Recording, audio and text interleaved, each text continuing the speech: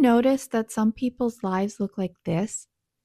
Their lives seem to flow in a nice straight line, like all the dots connect for them in a clear progression. They hit all the milestones. They graduate university, they get a full-time job, they get married, they buy a house, they have kids, they go on vacations, and they seem to settle into life with such ease. And then there's me, and maybe you, and our lives don't look like this at all. We're here, we're there, we're up, we're down. It's like a bunch of random dots scattered everywhere, and you just don't know how any of them connect. You have one side where there's a nice straight line, it makes sense, society calls this successful, and then you have this mess, and you just wonder, what is my life shaping up to be?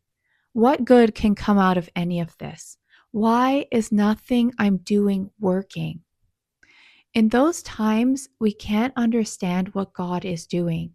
We can't see his invisible hand at work in our lives, shaping us and molding us and orchestrating things for us, like our time and our connections. He uses all of our delays and our detours and all of those seasons that don't seem to connect to one another. And all of those seasons that don't seem to build off one another, whether they're good or they're bad or they're excruciatingly painful to walk through.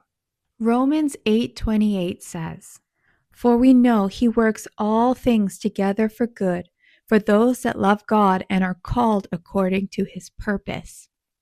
So while our lives might seem scattered or a bunch of random circumstances, God sees the bigger picture, and he sees ultimately the bigger plan. And eventually, you will see your life come into focus, and you will see exactly what God was planning for your life to look like all along. That star pattern was always there. You couldn't see it, but God knows how all the dots connect for you. He sees you. He won't leave you in limbo. He has a purpose and a plan for you that is good. I like how Paul says it in Philippians. He writes, "I am convinced and sure of this very thing, that he who began a good work in you will continue until the day of Jesus Christ, right up to the time of his return, developing that good work and perfecting and bringing it to full completion in you." So what do we have left to do? Arise and shine. I like how the Amplified puts it for Isaiah 60. Arise from the depression and the prostration in which circumstances have kept you. Rise to new life. Shine, be radiant with the glory of the Lord.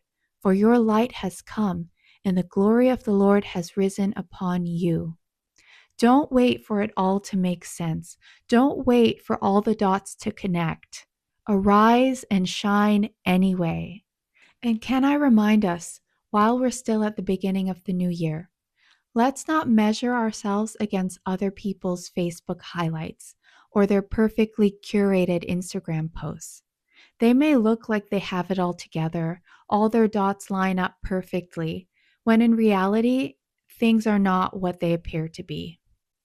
God wants our light to shine for all men to see, and not just for how it appears on social media. I really hope you got something good out of this today. And I really hope truly that you shine brighter every single day. Take care. Bye.